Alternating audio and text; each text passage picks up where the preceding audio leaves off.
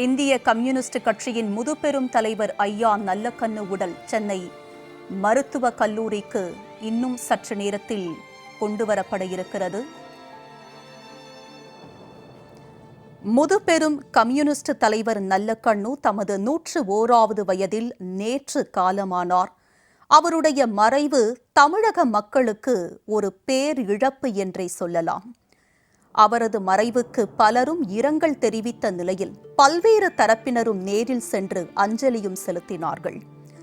வாழ்நாளெல்லாம் தூய்மையான மக்கள் நல அரசியலின் முன் உதாரணமாக இன்றைய இளைஞர்களுக்கு எடுத்துக்காட்டான தலைவராக வாழ்ந்து மறைந்திருக்கிறார் திரு நல்லக்கண்ணு அவர்கள். மறைந்த பொதுவுடைமை போராளி ஐயா நல்லக்கண்ணுவின் உடல் தியாகராய நகரில் உள்ள இந்திய கம்யூனிஸ்ட் கட்சி அலுவலகத்தில் இருந்து ஊர்வலமாக எடுத்துச் செல்லப்பட்டு அவரது விருப்பப்படி சென்னை மருத்துவக் கல்லூரிக்கு தானமாக ஒப்படைக்கப்பட்டது. இதுகுறித்து செய்தி அரங்கில் இருந்து இணைகிறார் எமது தலைமை செய்தியாளர் எழிலரசன். அவரிடம் விவரங்களை கேட்கலாம். எழிலரசன், சொல்லுங்க, கிட்டத்தட்ட 3 மணி நேரத்திற்கு மேலாக இறுதி ஊர்வலமானது நடந்து வரும் நிலையில் இது பற்றிய விவரம். கம்யூனிஸ்ட் கட்சியின் முதுபெரும் தலைவர்களில் ஒருவராக இருந்தவர் நல்லக்கண்ணு. கம்யூனிஸ்ட் கட்சி தொண்டர்களால் RNK என்று அன்பாக அழைக்கப்பட்டு வந்தவர். 101 வயதில் அவர் மறைந்து இப்போது ஒட்டுமொத்த தமிழகத்தையுமே அவர் துயரத்தில் ஆழ்த்தி சென்றிருக்கிறார். நல்லக்கண்ணு அவர்கள் தூத்துக்குடி மாவட்டம் ஸ்ரீவைகுண்டம் என்ற சிறிய கிராமத்தில் விவசாய குடும்பத்தில் பிறந்தவர். அவர் தனது பள்ளி பருவ காலத்திலேயே இந்திய சுதந்திர போராட்டத்தின் மீது அவருக்கு ஈடுபாடு கொண்டு தனது சிறு வயது முதல் இருந்தே அவர் சுதந்திர போராட்டத்திற்காக போராடிய ஒரு தலைவராக இருந்திருக்கிறார். அது மட்டுமல்ல, தனது கிராமத்தில் அவர் மாணவ பருவத்திலேயே மாணவர்களை திரட்டி ஏழை எளிய மக்களுக்காக, குறிப்பாக விவசாயிகளுக்காக உரிமை குரல் கொடுப்பது, விவசாயிகளை அணிதிரட்டி அவர்களுடைய உரிமைகளை பெற்றுத்தருவதில் மிக ஆர்வமாக இருந்தவர் நல்லக்கண்ணு. நல்லக்கண்ணு படிப்படியாக பிறகு உயர்ந்து காங்கிரஸ் கட்சியில் இணைந்து பிறகு காங்கிரஸ் கட்சியிலிருந்து அந்த கொள்கை பிடிப்பு ஏற்பட்டு பிறகு காங்கிரஸ் கட்சியின் கொள்கையில் மீது இருந்த அதிருப்தியின் காரணமாக வெளியேறி அவர் கம்யூனிஸ்ட் கட்சியில் இணைந்திருக்கிறார். கம்யூனிஸ்ட் கட்சியில் மிக தீவிரமாக இளம் வயதிலிருந்தே போராடியதன் காரணமாக மிக பெரிய நெருக்கடி காலங்களில் அவர் தேடப்படும் குற்றவாளியாக அறிவிக்கப்பட்டு அவர் தலைமறைவு வாழ்க்கையை, அதாவது கிட்டத்தட்ட 2 ஆண்டு காலம் தமிழகத்தில் தலைமறைவு வாழ்க்கையை வாழ்ந்த கம்யூனிஸ்ட் தோழராக, கம்யூனிஸ்ட் போராளியாக அவர் அறியப்பட்டார். பிறகு நாளடைவில் அவர் அந்த நெல்லை மாவட்டத்தில் இருக்கிற விவசாயிகள் சந்தித்து வருகிற கொடுமைகளை கண்டு அந்த விவசாயிகளுடைய உரிமைகளை பெற்றுத்தர வேண்டும் என்பதற்காக போராட்டங்களை தீவிரப்படுத்தி, அதாவது உழைக்கிற விவசாயிகளுக்கே நிலம் சொந்தம் என்ற முழக்கத்தை முதலில் தமிழகத்தில் முன்வைத்த ஒரு தலைவர் யார் என்றால் அது நல்லக்கண்ணு என்றுதான் நாம் சொல்ல வேண்டும். அவர் போராட தொடங்கியதின் பிறகுத்தான் விவசாயிகள் தொடர்ந்து அந்த பண்ணை முதலாளிகளால் சுரண்டப்பட்டு வந்த நிலைமையில் விவசாயிகள் தங்களுக்கான உரிமைகளை தாங்களே போராட வேண்டும், போராடினால்தான் தங்களுக்கு உரிமை கிடைக்கும் என்ற ஒரு மன உறுதிப்பாட்டை விவசாயிகள் மத்தியில் ஏற்படுத்தியவர் நல்லக்கண்ணு. அதன் பிறகுதான் விவசாயிகள் அணியமாகி பல விவசாய சங்கங்கள் தமிழகத்தில் உருவானது. விவசாயிகள் மிக மோசமாக பண்ணை முதலாளிகளால் ஏய்க்கப்பட்டு வந்தார்கள். அவர்களது உரிமைகள் மறுக்கப்பட்டு வந்தது. தொடர்ந்து உழைப்பு சுரண்டல் என்பது நடந்து வந்த நிலைமையில் விவசாயிகளை அணியமாக்கி அவர் மிகப்பெரிய போராட்டங்களை நடத்தியதின் விளைவாகத்தான் விவசாயிகளுடைய உரிமை என்பது நிலைநாட்டப்பட்டது. முதலில் அவர் ஒரு விவசாயிகளுக்கான போராளியாகத்தான் கம்யூனிஸ்ட் கட்சியிலே அறியப்பட்டார். கிட்டத்தட்ட 25 ஆண்டு காலம் அவர் விவசாய சங்கத்தின் தலைவராகத்தான் இருந்தார். பிறகு படிப்படியாக அவர் உயர்ந்து கம்யூனிஸ்ட் கட்சியில் மாவட்ட செயலாளராக, அதாவது அந்த மாவட்ட களத்தில் இருந்து மாவட்ட செயலாளராக இருந்த நிலைமையில் அவர் படிப்படியாக உயர்ந்து கம்யூனிஸ்ட் கட்சியினுடைய மாநில செயலாளர் பதவி வரை அவர் உயர்ந்து வந்திருக்கிறார். கிட்டத்தட்ட 15 ஆண்டு காலம் இந்திய கம்யூனிஸ்ட் கட்சியினுடைய மாநில செயலாளராக நல்லக்கண்ணு அந்த பதவிகளை அவர் அலங்கரித்திருக்கிறார் என்றே சொல்லலாம்.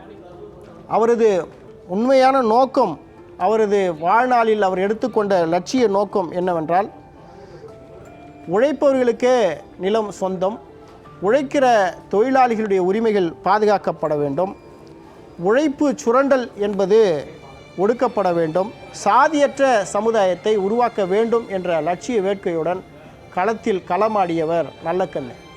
18 வயதில் தொடங்கிய தனது பொது உடைமை போராட்டத்தை முன்னெடுத்த அவர் 100 வயது வரை அவர் தொடர்ந்து அந்த போராட்டத்தை முன்னெடுத்திருக்கிறார். தமிழகத்தில் எங்கெல்லாம் சாதி ஒடுக்குமுறை நடக்கிறதோ, சாதி கலவரங்கள் நடக்கிறதோ, அந்த இடத்திற்கெல்லாம் நேரடியாக களத்திற்கே சென்று அந்த மக்கள் மத்தியில் பேசி, ஒரு சாதியற்ற சமூகமாக இந்த மனித சமூகம் வாழ வேண்டும், மனிதனாக பிறந்த அனைவருமே ஏற்றத்தாழ்வு இன்றி வாழ வேண்டும் என்ற உன்னத லட்சியத்தை மக்கள் மத்தியில் எடுத்து பேசி பல சாதி கலவரங்களை அடக்கிய பெருமை நல்லக்கண்ணுவுக்கு உண்டு. அப்படிப்பட்ட ஒரு சாதிக்கு எதிரான சாதி ஒழிப்பு போராளியாக களத்தில் இருந்த தோழர் நல்லக்கண்ணு அவர்கள் தனது 101வது வயதில்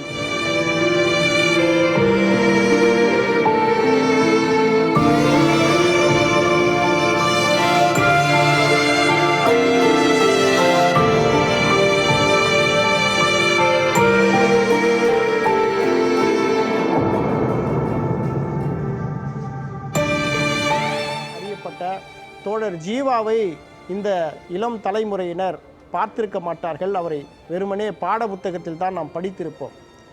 அது மட்டுமல்ல, காமராஜர் ஆட்சி காலத்தில், காங்கிரஸ் ஆட்சி காலத்தில் கக்கன் என்ற ஒரு மிகப்பெரிய மாபெரும் தன்னலமற்ற தலைவர் இருந்தார் என்பதை நாம் பாடப்புத்தகத்தில் தான் அறிந்திருக்கிறோம். இளம் தலைமுறையினருக்கு கக்கனையோ தோழர் ஜீவாவையோ அறிந்திருக்க வாய்ப்பில்லை.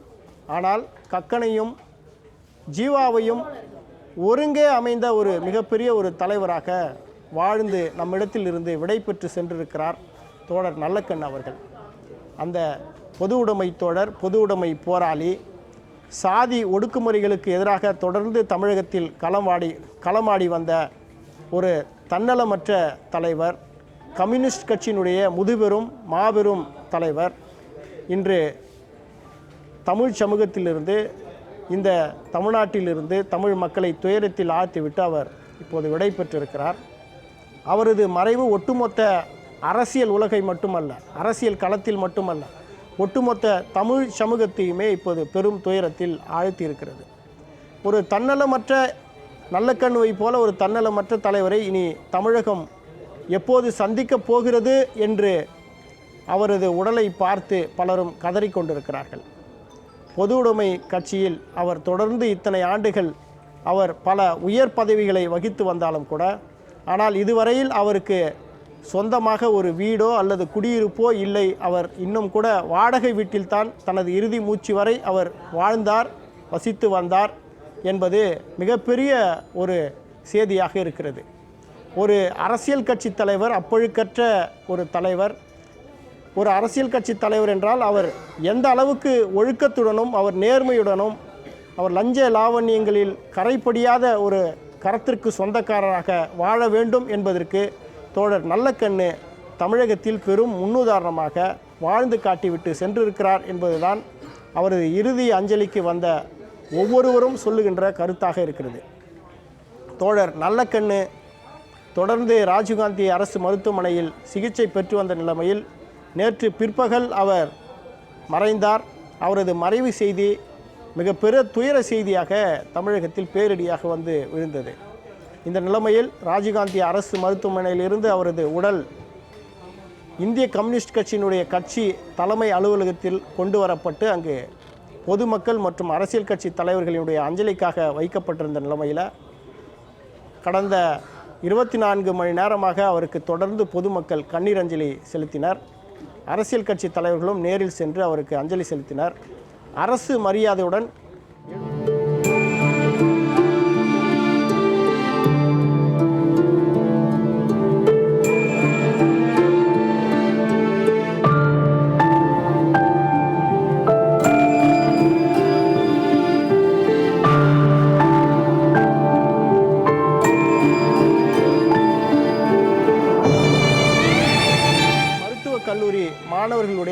ஆராய்ச்சி படிப்புக்காக அவரது உடல் என்பது ஒப்படைக்கப்பட இருக்கிறது.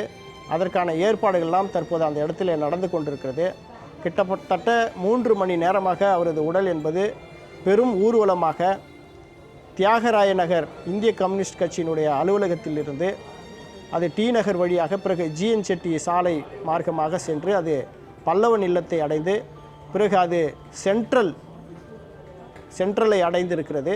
இன்னும் சற்று நேரத்தில் அது மெட்ராஸ் மெடிக்கல் கல்லூரியினுடைய வளாகமாக இருக்கிற அந்த மருத்துவக் கல்லூரி வளாகத்திற்கு வந்தடைந்திருக்கிற அந்த உடல், அதனுடைய காட்சிகளை நாம் திரையில் பார்த்து கொண்டிருக்கிறோம். ஆயிரக்கணக்கான கம்யூனிஸ்ட் தோழர்கள், பொதுமக்கள், அரசியல் கட்சி தலைவர்கள் ஒன்று திரண்டு அவருக்கு கண்ணீர் அஞ்சலி செலுத்தி விண்ணதிர வீர வணக்கம் செலுத்தி தோழர் நல்லக்கண்ணுவை வழி அனுப்பி வைக்கின்ற அந்த நிகழ்வில் ஈடுபட்டிருக்கிறார்கள். அந்த இடமே ஒரு உணர்ச்சி பிழம்பாக மாறியிருக்கிற காட்சிகளை நாம் திரையில் காண முடிகிறது. இந்த நிலையில் தொடர்ந்து நமது செய்தியாளர்கள் களத்திலிருந்து செய்திகளை தொடர்பாக வழங்கி கொண்டிருக்கிறார்கள். செய்தியாளர் நித்யானந்தன் அவர்கள் தோழர் நல்லக்கண்ணுவினுடைய உடல் ஒப்படைக்கப்பட இருக்கிற மருத்துவக் கல்லூரி வளாகத்தில் இருக்கிறார். அவரிடத்தில் நாம் பேசலாம். நித்யானந்தன், இப்போது தோழர் நல்லக்கண்ணுடைய உடல் அரசு மருத்துவக் கல்லூரி வளாகத்திற்கு கொண்டு வரப்பட்டிருக்கிறது. அதனுடைய காட்சிகளை நாம் பார்க்கிறோம். விண்ணதிர அங்கே இருக்கிற கம்யூனிஸ்ட் கட்சி தோழர்கள், பொதுமக்கள் அனைவரும் சேர்ந்து தோழர் நல்லக்கண்ணுவுக்கு வீர வணக்கம் செலுத்தி அவரை வழி அனுப்பி வைக்கிற, அவருக்கு விடை கொடுக்கிற அந்த காட்சிகள்லாம் உணர்ச்சி பிழம்பாக அந்த இடத்திலே நடந்து கொண்டிருப்பதை பார்க்க முடிகிறது. அங்கே சூழல் என்னவாக இருக்கிறது? எப்போது தோழர் நல்லக்கண்ணுடைய உடல் அங்கே மருத்துவக் கல்லூரி மாணவர்களுடைய ஆராய்ச்சி படிப்புக்காக ஒப்படைக்கப்பட இருக்கிறது? நித்யானந்தன்,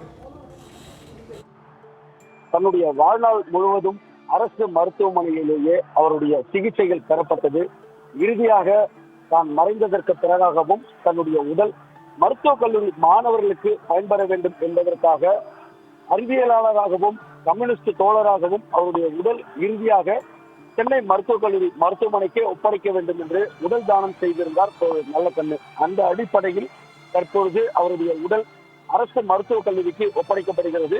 இனி வரக்கூடிய மருத்துவக் கல்லூரி மாணவர்கள் அவருடைய உடலை வைத்து மருத்துவம் கற்றுக்கொள்ளக்கூடிய அளவிற்கு இருக்கும் பொழுதும் பொதுமக்களுக்காக வாழ்ந்திருக்கிறார், மறைந்ததற்கு பிறகாகவும் மாணவர்களுக்காக வாழ இருக்கிறார் என்பது போல அவருடைய உடலை தற்பொழுது மருத்துவக் கல்லூரி வளாகத்தில் ஒப்படைக்கப்படக்கூடிய அந்த காட்சிகளை தற்போது நாம் பார்த்து வருகிறோம். இந்தியாவில் தோழர் நல்லக்கண்ணு என்றால் 101 வயது முதியவர் என்று இந்தியா முழுவதும் தெரியும். ஆனால் இந்தியா முழுவதும் இருப்பவர்களுக்கு ஒரே ஒரு வார்த்தை சொன்னால் தெரியும், கம்யூனிஸ்டின் மூத்த தோழர் நல்லக்கண்ணு 101 வயது வரை மக்களுக்காக போராடி இறுதி மூச்சு வரை இயற்கையோடு போராடி உயிரை பிரிந்து சென்றிருக்கிறது. அதன் பிறகாக 24 மணி நேரத்திற்கு மேலாக மக்களுடைய அஞ்சலிக்கு வைக்கப்பட்டு அதன் பிறகாக தொடர்ச்சியாக அவர்களுடைய அந்த சித்தாந்தத்தின் முறைப்படி தொடர்ச்சியாக அவர்களுடைய தோழர்களுடைய உணர்ச்சி, அதாவது அந்த தோழர்கள் தொடர்ச்சியாக செம்மாண்ட வீர வணக்கம் என்று வீர வணக்கம் செலுத்தி அவருடைய உடலை சுமார் 10 கிலோமீட்டர் தொலைவிற்கு தொடர்ச்சியாக ஊர்வலமாக கொண்டு வந்திருக்கிறார்கள். சென்னை அண்ணா சாலையில் கம்யூனிஸ்டுகளுடைய ஊர்வலம் நடந்து நீண்ட காலம் ஆகியிருந்தாலும் அவர் தொடர்ச்சியாக இந்த செங்கோடி ஏந்தி அந்த ஊர்வலம் என்பது நடைபெற்றிருக்கிறது. தொடர்ச்சியாக இந்த நேரத்தில் அவருடைய உடலை ஒப்படைக்கக்கூடிய அந்த நிகழ்வு என்பது நடந்து கொண்டிருக்கிறது. சென்னை மருத்துவக் கல்லூரியுடைய டீன் சாந்தாராமன் மற்றும் கல்லூரியின் துணை முதல்வர் ஸ்ரீவித்யா உடலை பெற்றுக் கொள்கிறார்கள். ஏராளமான கம்யூனிஸ்ட் தோழர்கள் தற்பொழுது வீர வணக்கம் செலுத்தக்கூடிய அந்த காட்சிகளை பார்க்கிறோம். ஒரு மனிதர் வாழும் பொழுது மக்களுக்காக வாழ்ந்திருக்கிறார், உழைக்கும் மக்களுக்காக வாழ்ந்திருக்கிறார், பாட்டாளி வர்க்கத்திற்காக வாழ்ந்திருக்கிறார், தொடர்ச்சியாக சாதி வெறிக்கு எதிராக போராடி இருக்கிறார், கனிம வள கொள்ளைக்கு எதிராக போராடி இருக்கிறார், மணல் கொள்ளைக்கு எதிராக போராடி இருக்கிறார், மதவாதத்திற்கு எதிராக போராடி இருக்கிறார், மாணவர்கள் மீதான ஒடுக்குமுறைக்கு எதிராக போராடி இருக்கிறார், மக்கள் விடுதலைக்காக போராடி இருக்கிறார் என்று தோழர் நல்லக்கண்ணு பெயரை கூறினால் தொடர்ச்சியாக கம்யூனிஸ்ட் தோழர்கள் அடிக்கடுக்காக கூறுவார்கள். அந்த வகையில் அவருடைய வாழ்நாள் முழுவதும் மக்களுக்காக அர்ப்பணித்து அவருடைய வாழ்நாள் நிறைவடை செய்திருக்கிறார். 101 வயதில் இந்தியாவின் தலைசிறந்த தலைவர், ஒரே ₹1 கூட லஞ்சமாகவோ லாவண்யமாகவோ எங்கும் பெறாத ஒரு தலைவர். வழக்கமாக தலைவர் என்றால் பல்வேறு கருத்துக்கள் இருக்கும். ஆனால் தோழர் நல்லக்கண்ணுவிற்கு இந்தியா முழுவதும் இருக்கக்கூடிய அனைத்து தலைவர்களும் கூறிய ஒரே வார்த்தை, நேர்மையின் அடையாளம், நேர்மையின் சிகரம். அவருடைய நேர்மைக்கு இமயமலையே அடுக்காது என்ற அளவிற்கான ஒரு நேர்மைக்கு ஒப்பற்ற தலைவராக வாழ்ந்து மறைந்திருக்கிறார் தோழர் நல்லக்கண்ணு. அவருடைய வாழ்நாள் வாழ்க்கை என்பது கம்யூனிஸ்ட் தோழர்களுக்கு ஒரு பாடமாக இருக்கும் என்று தொடர்ச்சியாக வலியுறுத்தி வருகிறார்கள். பொது உடைமை இயக்கத்தில் தொடர்ச்சியாக தன்னுடைய பயணத்தை துவங்கியவர்கள். இந்தியாவில் கம்யூனிஸ்ட் கட்சி துவங்கிய போது பிறந்த தோழர் நல்லக்கண்ணு இந்தியாவின் நூற்றாண்டு கண்ட கம்யூனிஸ்ட் நூற்றாண்டை நிறைவு செய்ததற்கு பிறகு மறைந்திருக்கிறார். ஆகவே தோழர் நல்லக்கண்ணுடைய இந்த பயணம் என்பது மக்களுக்காகவே இருந்திருக்கிறது.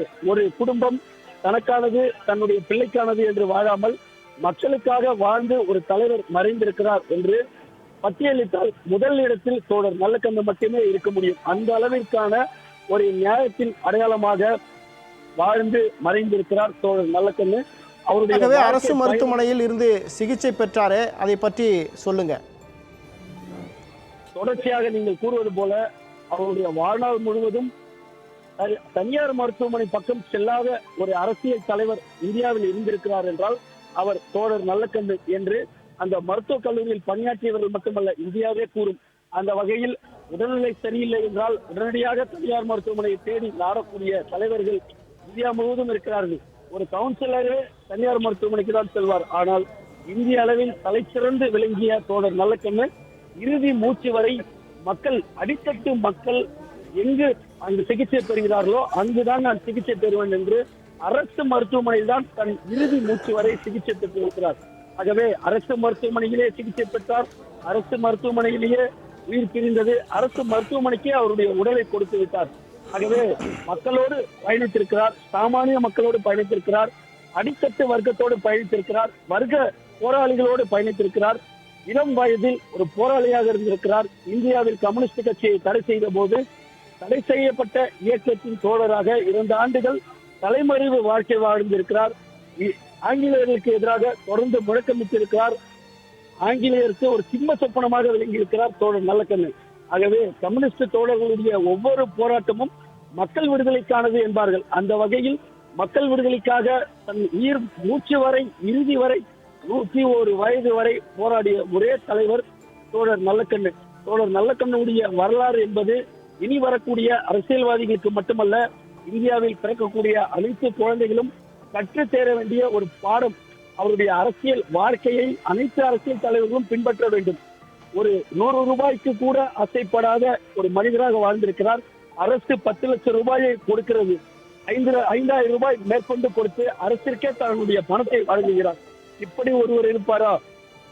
1 ரூபாய் கீழே கிடந்தாலும் எடுக்கக்கூடிய அரசியல் தலைவர்கள் வாழக்கூடிய மத்தியில் கொடுக்கக்கூடிய பணத்தை எல்லாம் கட்சிக்காகவும் அரசிற்காகவும் மக்களுக்காகவும் கொடுத்த ஒரு நல்ல தலைவர் மறைந்திருக்கிறார்.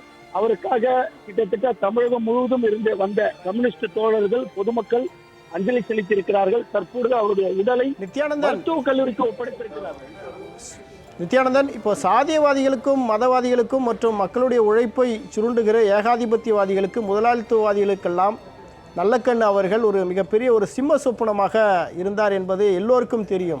அதே வேளையில் அரசியல் களத்தில் எல்லோரும் கொண்டாடக்கூடிய ஒரு தலைவராக எல்லா அரசியல் கட்சி தலைவர்களும் வந்து மரியாதை நிமித்தமாக சந்தித்து, இப்போது அவர் மறைவுக்கு பிறகு கூட நேரடியாக எல்லா அரசியல் கட்சியினரும் வந்து அவரது அந்த எளிமையை, அவருடைய நேர்மையை பாராட்டுகின்ற அந்த நிகழ்வையெல்லாம் பார்க்க முடிந்தது.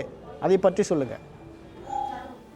நீங்கள் கூறக்கூடிய மிக முக்கியமான கருத்து, இந்தியா போன்ற ஒரு நாடு தொடர்ச்சியாக ஏகாதிபத்தியத்திற்கு உள்ளாக, அடக்குமுறைக்கு உள்ளாக, பொருளாதாரத்திற்கு உள்ளாக தொடர்ந்து ஒரு அழுத்தத்தை சந்தித்து சொல்லக்கூடிய ஒரு நிலையில் தொடர்ச்சியாக மக்கள் விடுதலைக்காகவும் பொருளாதார விடுதலைக்காகவும் அனைத்தும் அனைவருக்கும், அதாவது இருப்பிடம், உணவு அனைத்தும் சமம், அனைவருக்கும் அனைத்தும், மருத்துவம் இலவசமாக மக்களுக்கு கிடைக்க வேண்டும், கல்வி இலவசமாக கிடைக்க வேண்டும், ஏற்றத்தாழ்வு இல்லாத ஒரு சமூகம் இருக்க வேண்டும், சாதி மதம் இல்லாத ஒரு சமூகம் இருக்க வேண்டும் என்று தன்னுடைய இறுதி நாள் வரை போராடிய தோழர் நல்லக்கண்ணு தான் தற்பொழுது இந்தியா முழுவதும் திரும்பி பார்க்க வைத்திருக்கிறது அவருடைய மறைவு என்று கூறலாம். ஏனென்றால் அவருடைய வாழ்நாளில் சாதி ஒழிப்பிற்கு மிக முக்கியமான பங்காற்றி இருக்கிறார். ஒரு முறை தேர்தலில் நிற்கும் பொழுது இஸ்லாமிய சகோதரர்களுடைய கொடியையும் தலித் மக்களுடைய கொடியையும் அப்புறப்படுத்திவிட்டு உள்ளே வந்து வாக்கு கேளுங்கள் என்று கேட்டபொழுது, இந்த கொடியுடன் தான் நான் வந்து வாக்கு கேட்பேன், இல்லை என்றால் வாக்கே கேட்க வரவில்லை என்று ஓட்டரசியலை எதிர்த்து நின்றிருக்கிறார் தோழர் நல்லக்கண்ணு. நிச்சயமாக நித்யானந்தன், களத்திலிருந்து தொடர்ந்து நீங்கள் தகவலை வழங்கி கொண்டிருப்பதற்காக நன்றி. இன்னும் சற்று நேரத்தில் தோழர் நல்லக்கண்ணுடைய அந்த பூத உடல் மாணவர்களுடைய ஆராய்ச்சி படிப்புக்காக வழங்கப்பட இருக்கிறது. தொடர்ந்து நாம் அதை பார்க்கலாம். அது மட்டுமல்ல, ஒரு அரசியல் கட்சி தலைவர் எந்த அளவிற்கு நேர்மையாக எளிமையாக இருக்க வேண்டும் என்பதற்கு முன்னுதாரணமாக ஒரு வாழ்வின் படிப்பினையாக தோழர் நல்லக்கண்ணுடைய வாழ்க்கை இருந்திருக்கிறது என்பதை அனைவரும் உணர்ந்து கொள்ள வேண்டும். அது மட்டுமல்ல, மறைந்தாலும் இருந்தாலும் பேர் சொல்ல வேண்டும், இவர் போல யார் என்று ஊர் சொல்ல வேண்டும் என்பது போல தோழர் நல்லக்கண்ணுடைய வாழ்க்கை, அந்த 100 ஆண்டு வாழ்க்கை அமைந்திருக்கிறது. நல்லக்கண்ணுடைய அந்த பொது உடைமை கருத்துக்கள் இப்பொழுது அனைவர் மத்தியிலும் நிச்சயமாக தொடர்ந்து பரவும். அவருடைய தியாகமும் அவர் விற்று சென்ற பயணத்தையும் கம்யூனிஸ்ட் தோழர்கள் முன்னெடுத்து செல்வார்கள் என்று நாம் நம்பலாம். தொடர்ந்து பல செய்திகளை நாம் பார்க்கலாம்.